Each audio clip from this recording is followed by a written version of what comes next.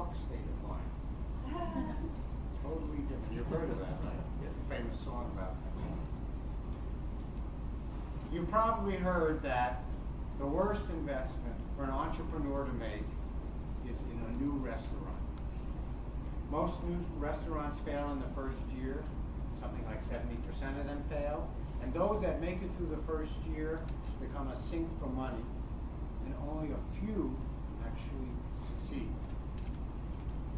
Imagine how surprised and shocked I was when my grown son came to me and said, "Dad, I want to open a restaurant."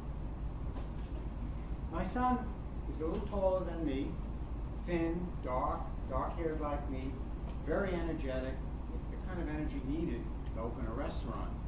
And I said, "Stephen, do you know a restaurant is not a good investment and a good activity for an entrepreneur like yourself?" And he said, "Dad, it's been my lifelong dream." Wow, it's a lifelong dream. What a commitment. Stephen, it's your lifelong dream. You need to get started on it. What is the first step? He said, "The first step is I've got to find an investor who's going to put money in this, have faith in me, and stand behind me." Well, he found that investor. And I was willing to stand behind him, but I was worried where my money was going to go and was this going to work out. "Stephen, what are you going to do after you get the investor?" "Well, I have a place already picked out. It's down on the Lower East Side. It used to be a hamburger place. Now it's all empty with brick walls and cement floor." This investor was thinking, "Ooh, doesn't sound very attractive to me. I hope it's the right place." "Well, anyway, Stephen, what are you gonna serve in this restaurant? You know, gotta have the right food." "Dad, you know, ever since I was young, I spent time in the kitchen with Mom, learning how to cook Vietnamese food." His mom is Vietnamese. I said, "Yeah." He said, "Well, I'm going to use her recipes and open a restaurant that serves Vietnamese food." Oh boy, Vietnamese food in an old burger place? Oh, I'm beginning to worry about my money. I hope this is going to work out. "Stephen, you have the place, you have the recipes. What about the people who are going to cook the food and serve the food?" "No problem, Dad. I'm going to ask the Labor Department of the City of New York, the restaurants in New York City, to send me some cooks and servers." Send you cooks and servers to serve this kind of food, cook this kind of food? Ah, okay, it's your lifelong dream. And then he got to work 12, 14, 16 hours a day, working with the architects to change the hamburger joint into a restaurant, working with his mom, working with other cooks to get the recipes just right, working with the cooks and servers sent by New York to train them to serve properly, be professional, cook professionally.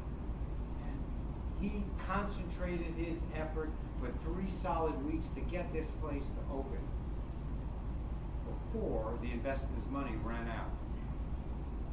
January 6th, he opened. The restaurant was completed. I went to New York to see the restaurant. It was amazing. It was like magic. The brick walls and cement floor that he had told me about now were covered with beautiful gray two-tone walls and a slate floor covering.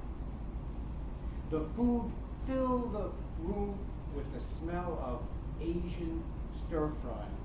The spring rolls came out on a nice bed of lettuce, the kind you would just want to grab and gobble up. And the waiters and the cooks, all in their nice white uniforms, looked professional. He did it. He had completed what he had set out to do, open the restaurant. Now, of course, he's got to take the next step and make it successful. But he wanted to open a restaurant. That was his lifelong dream. He concentrated all his effort on it, and he did. He completed it. And that's when I realized he did something that you and I could all learn from. Whenever you're searching to complete a goal, be it a lifelong dream, a major goal, or even a small goal, You might think of what he did. He committed to that goal. He concentrated his effort, and then he completed it. And it made me think, do I do that? Well, no, sometimes I don't commit. I think it'd be nice to learn dancing of some kind, salsa dancing, but I don't really commit to it. Do I always concentrate my efforts? Well, sometimes when I decide what I want to do, well, maybe not tonight, I won't go to those lessons. And do I complete what I set out to do? Well, not always. Pick a goal, concentrate effort, but say maybe next week I'll finish this thing up. But now I know it takes commitment, concentration, and completion. Now maybe you have a lifelong dream. Or maybe you have just a goal. Or maybe you have something you just want to do. And it's not getting done. You could continue to do what you've always been doing, and maybe you might get around to it and it might happen. Or you could think of that restaurant. Think of what Stefan did. Commit, concentrate, complete it, and you will reach your goal.